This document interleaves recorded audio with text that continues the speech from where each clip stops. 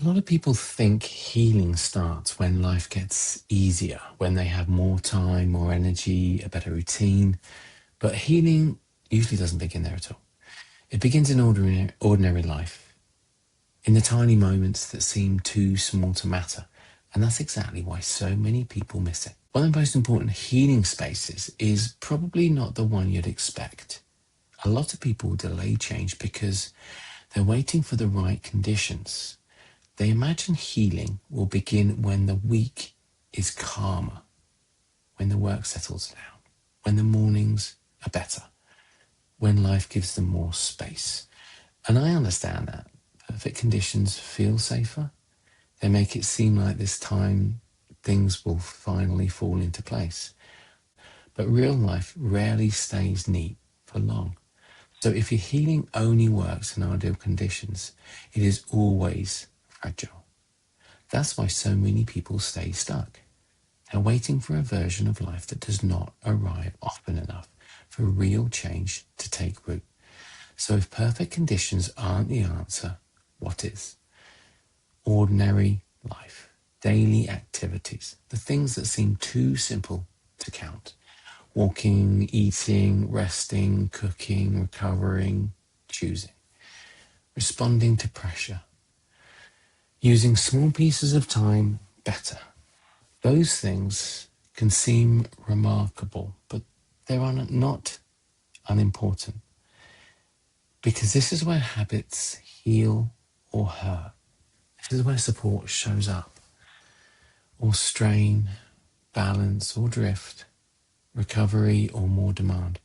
And that means healing is not something separate from daily life. It happens inside daily life. Someone might think their turning point will come when they finally get the perfect morning routine in place. But the first real shift often happens somewhere much simpler. A calmer evening, a short walk, a better meal rhythm, a pause before reacting under stress, a few minutes of actual recovery instead of more stimulation.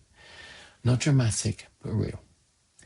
That's why the smallest parts of your day carry so much weight, because most of your life is not made of breakthroughs.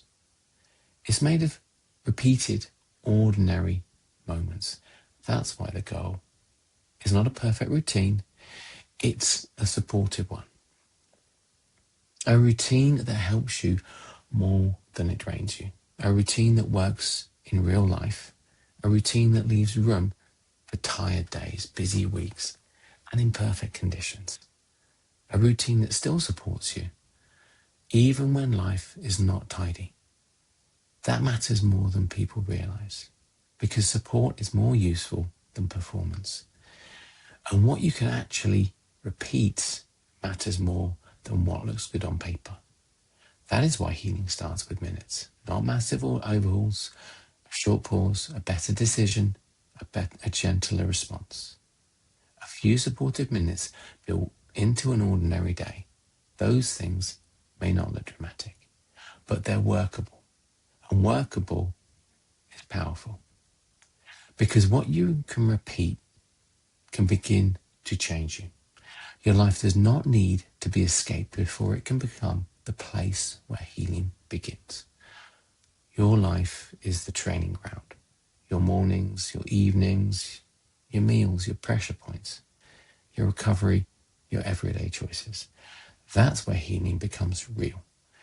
Because healing that only exists in theory does not help very much. It has to live somewhere. And that place it lives is ordinary life. If this helped you see that healing starts inside real life, the next mistake is one almost everybody makes after that. They still think the answer is a big reset, a dramatic restart, a complete overhaul. But small habits usually work better. Watch that next, because it might save you time from starting over again for the 100th